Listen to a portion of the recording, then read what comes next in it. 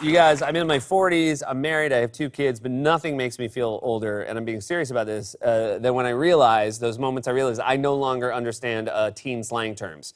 And it seems like these days they evolve so quickly that it's very hard to keep up. So as a service to you and to myself, we decided to give you a little primer on new teen slang terms in a segment we call Seth Explains Teen Slang. All right, our first slang term the teens are using is George W. Cush.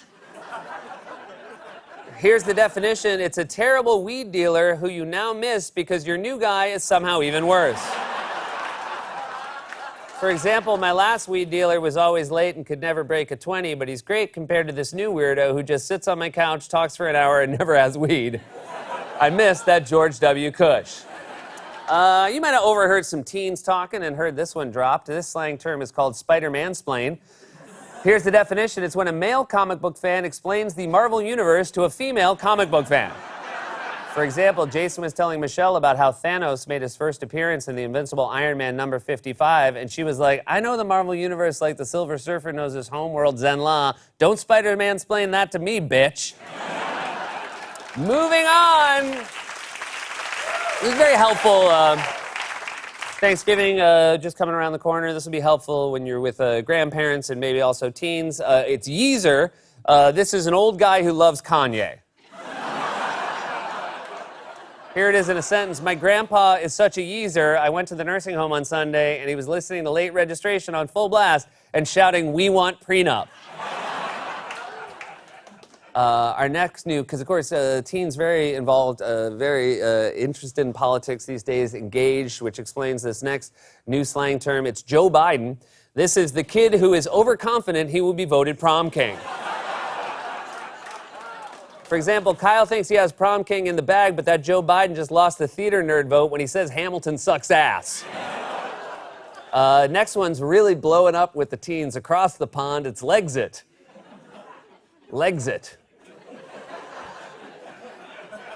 Yeah, good. Save your laughs, because Legsit, in case you're wondering, it's when you're having trouble getting out of a pair of skinny jeans. That's worth the wait. For example, I had 3 slices of a square pizza in the cafeteria, so now Legsit is impossible. Guess I'll try again in January. Hashtag sleeping in jeans. Moving on. Nothing the teens like more than Facebook. Whenever you hear about Facebook, it's always the teens. Which explains this. Moving on, we have Schmuckerberg. This is a prick who somehow knows all of your most personal details. Here it is in a sentence. It's bad enough that Nick gives me a wedgie every day, but he somehow knows my birthday, my mother's maiden name, and the exact brand of sweaters I buy. He a Schmuckerberg. You may be familiar with the existing teen term snack, which means an incredibly attractive person. Well, this is Snack-O-Lantern. This is someone who is hot despite looking like a carved-up pumpkin. Here it is in a sentence. Damien is bald, bulbous, and has 1 tooth, but he can still get it. That boy is Snack-O-Lantern. Helpful for the season. A helpful term for the season. You may have heard of the slang term hot girl summer. This next slang term is pot girl fall. Here's the definition. This is when it changes from swimsuit weather to sweater weather, so now girls just get high. Karen rolled into chemistry in an XL cable knit and shades and couldn't stop giggling whenever the teacher said Bunsen burner. Guess it's pot girl fall. Our last teen slang term is Dube Goldberg machine. This is a large, unnecessarily complicated device that's designed to light a joint.